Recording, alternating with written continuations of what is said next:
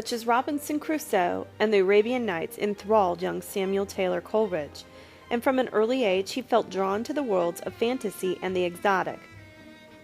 A lonely boy, Coleridge retreated into books and his own vivid imagination, where he nurtured dreams of a better future for himself.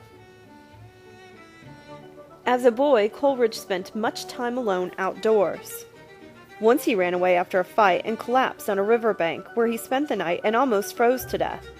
As a result, he contracted a painful case of rheumatism that plagued him for the rest of his life.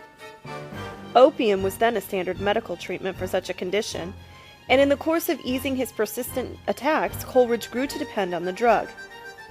"Yet to my fellow men," he wrote, "I may say that I was seduced in the accursed habit, ignorantly." While at Cambridge University, Coleridge became inspired by the democratic ideals of the French Revolution. Along with several friends, including the poet Robert Southey, he joined in a scheme to establish an ideal community in the United States. The community would be removed from war and intolerance and would give all citizens an equal voice in the government. Coleridge, Southey, and others set up their community by the Susquehanna River in Pennsylvania. However, the utopian group disintegrated, and Coleridge moved with his wife and new baby to a small village in Somerset. A turning point in Coleridge's life occurred when, at age 25, he met the poet William Wordsworth. They became good friends, and Wordsworth and his sister Dorothy moved to Somerset to be near Coleridge. The two poets spent endless hours in each other's company and soon began their famous collaboration on lyrical ballads, which was published in 1798 and included Coleridge's The Rime of the Ancient Mariner.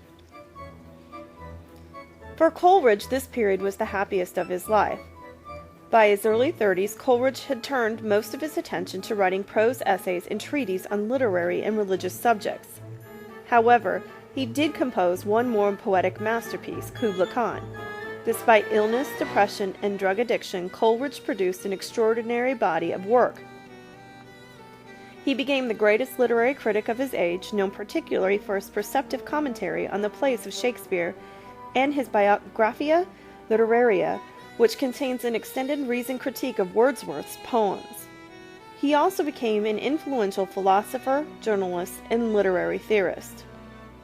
The collected works of Coleridge fill volumes, although with typical self-reproach, he faulted himself toward the end of his life for not having achieved more.